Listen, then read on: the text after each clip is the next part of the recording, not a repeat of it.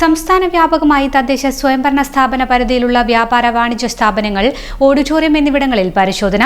Operation clean SVEEP 2 എന്ന പേരിൽ ജില്ലാതല എൻഫോഴ്സ്മെന്റ് സ്ക്വാഡ്, വടകര നഗരസഭ, പൊതുജനാരോഗ്യ പരിസ്ഥിതി വിഭാഗം എന്നിവരുടെ നേതൃത്വത്തിലാണ് പരിശോധന നടത്തിയത്.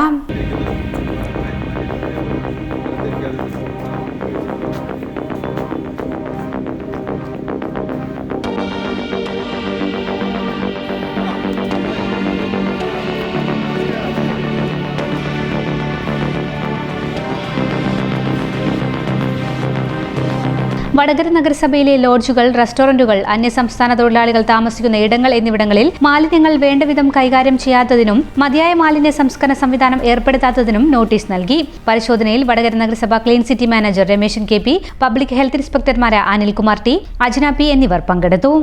തദ്ദേശ സ്വയംഭരണ വകുപ്പിന്റെ ഓപ്പറേഷൻ ക്ലീൻ സ്വീപ്പ് എന്ന പരിപാടിയുടെ ഭാഗമായി കേരളത്തിലുടനീളം നവംബർ 1-ാം തീയതി ഇന്ന് മാലിന്യ നിക്ഷേപത്തിനെതിരെയും മലിനജല നിക്ഷേപത്തിനെതിരെയും മറ്റും എൻഫോഴ്സ്മെൻറ്റ് പ്രവർത്തനങ്ങൾ നടന്നുകൊണ്ടിരിക്കുകയാണ്.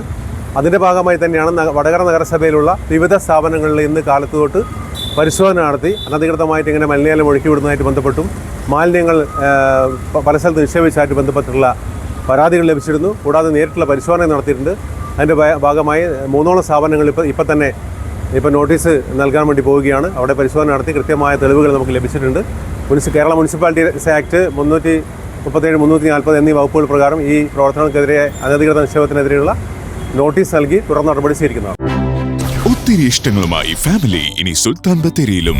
ഫാമിലി വെഡിംഗ് സെന്ററിന്റെ ഏറ്റവും പുതിയ ഷോറൂം നവംബർ 8-ന് ബത്തേരിയിൽ പ്രവർത്തനം ആരംഭിക്കുന്നു.